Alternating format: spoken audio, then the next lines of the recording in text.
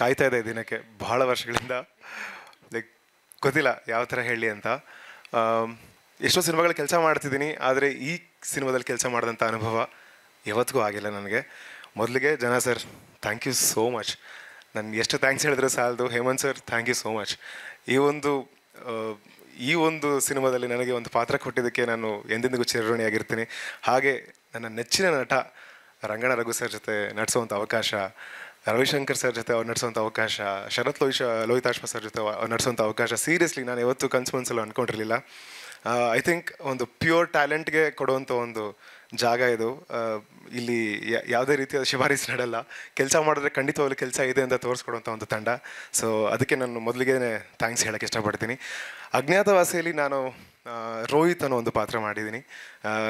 ಚಿಕ್ಕ ಹುಡುಗ ಅಂತ ಹೇಳಿರ್ಬೋದು, ಅಲ್ಲಿ ಕೇಳಿಸಿರುತ್ತೆ ನಿಮಗೆ. ಸೊ ಅಷ್ಟೇ ಹೇಳೋಕ್ಕೆ ಸಾಧ್ಯ. ನಾನು ಬಂದಿರುವಂಥ ಒಂದು ಕಂಟೆಂಟ್ ಪ್ರಕಾರವಾಗಿ ನೋಡಿದ್ರೆ ಕಂಪ್ಯೂಟರ್ ಒಬ್ಸೆಷನ್ ಇದೆ ನನಗೆ. ಕಂಪ್ಯೂಟರ್ ಅಂದರೆ ಭಾಳ ಇಷ್ಟ ಅನ್ನೋ ತೋರಿಸ್ಕೊಟ್ಟಿದ್ದಾರೆ. ಅಷ್ಟು ಮಾತ್ರ ಹೇಳೋಕ್ಕೆ ಸಾಧ್ಯ. ಇನ್ನೇನು 11ಕ್ಕೆ ರಿಲೀಸ್ ಆಗ್ತಾಯಿದೆ. ನಾನು ಕಾತುರದಿಂದ ಕಾಯ್ತಿದ್ದೀನಿ, ನೀವು ಕೂಡ ಕಾಯ್ತಿದ್ದೀರ ಅಂತ ಗೊತ್ತು. ಈ ಸಿನಿಮಾನ ದಯವಿಟ್ಟು ಮಾಧ್ಯಮ ಮಿತ್ರರೆಲ್ಲರೂ ದಯವಿಟ್ಟು ಸಪೋರ್ಟ್ ಮಾಡಿ. ಈ ಸಿನಿಮಾ ಖಂಡಿತವಾಗ್ಲೂ ರೀಚ್ ಆಗಬೇಕು. ಯಾಕಂದರೆ ಇಂಥ ಒಂದು ಸಿನಿಮಾ ಪ್ರತಿ ಮನೆಗೂ ತಲುಪಬೇಕು. ಪ್ರತಿ ಮನೆಯಲ್ಲೂ ಹೇಗೆ ಧಾರಾವಾಹಿಗಳನ್ನ ನೋಡ್ತಾರೆ ಹಾಗೆ ಈ ಸಿನಿಮಾನ ಬಂದು ಥಿಯೇಟ್ರಲ್ಲಿ ನೋಡಬೇಕು ಅನ್ನೋದು ನನ್ನ ಒಂದು ಆಸೆ. ಧನ್ಯವಾದಗಳು. Thank you so much.